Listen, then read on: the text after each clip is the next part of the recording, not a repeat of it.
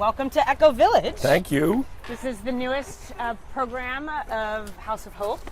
A neighborhood of 45 units, tiny homes built by a company called Pallet. They're greeted by our shelter staff immediately and welcomed, and they can check in or in reverse check out with the team that's here and have any other needs that they have. So nobody can come in here. No one can come in here unless they live here. What about guests? Guests are allowed in the daytime and within limits. It's about safety and dignity. The sign says it all. Everyone's allowed to really make their space their own. Yeah. And so some folks have decorated. We've provided some spring flowers to put in some color and some cheer. You know, folks have seats to sit outside. Inside? It's 70 square feet. Yeah, but I mean, wow, she did a great job with this. The folks that are here are humans. When they come in, there's a bed here with linens. Mm-hmm. There is a decent amount of room. Mm-hmm. There's 2 windows. This serves as an emergency exit. There's AC heat, which they control right here. Correct. Plugs are over there. Smoke detector. On the ceiling is one of the issues that held up this project. Fire safety. We worked with the building commissioner and the fire marshal, and this was what was agreed upon. And doors that lock, allowing rest in peace. People come in and they sleep for sometimes up to a week. They're just sleeping for hours and hours. Right, because they're finally releasing, right? Yep. They're releasing because they're always on because they have to be worried about where they're going to be, get kicked out and stuff like that. Exactly. Where were you, if you don't mind me asking? Tent City in Pawtucket. I met Susan in the community room. It is a far cry from Tent City in Pawtucket, where sleep was not an option. The rats. The rats will keep you up all night.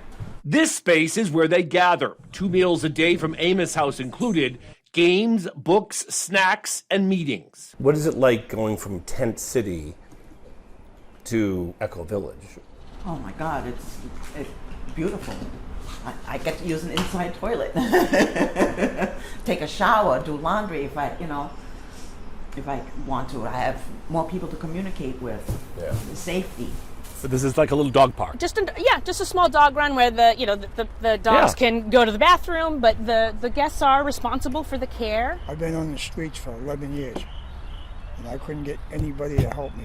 I also met Ralph. He's a veteran, 2 dogs.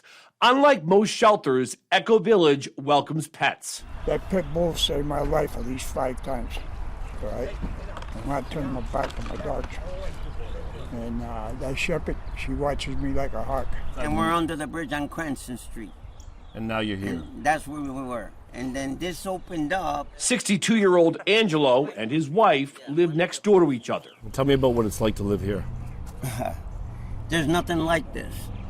And none of the places, and I've been to all of them, not only for the kindness, but the help that they give us, providing with the counselors and the therapies and the rides and everything that we need are done here by the staff that works here. So when they come in here, they're meeting with a case manager in a private setting? Yes. 4 on-site case managers with 15 clients each, from their health and well-being to advocating.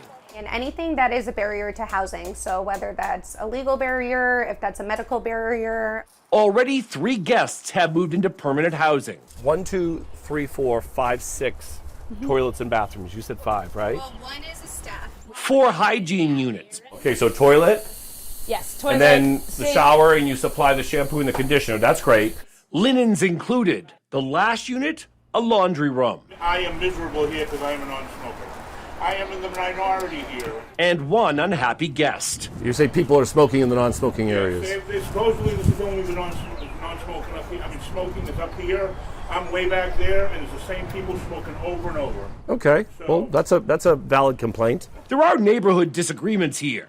Police called only twice, though, for 1 guest's mental health issues. More ambulance calls because some here have illnesses. But for many, these pallet houses are houses of hope. It's a promise to a better life. A place to call home, for now. Once I start working, get an apartment. Do normal living. Yeah, I know. That's the dream. Mm-hmm. Good luck. Thank you. Thank you very much. Yeah.